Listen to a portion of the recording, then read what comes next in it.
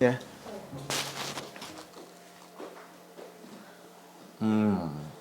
That's good as well. With some chorizo. It's hearty.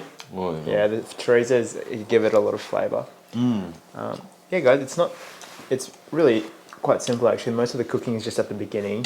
You add in the liquid and you just let it simmer away pretty much to develop flavour. Anyways, thank you so much for watching. As always, give this video a big thumbs up if you found it helpful. Drop a comment down below. Let us know what other recipes you'd like to see on this channel. On Simple Cookery, we upload simple recipes and cooking techniques to help you guys get more confident in the kitchen. Anyways, guys, we're out.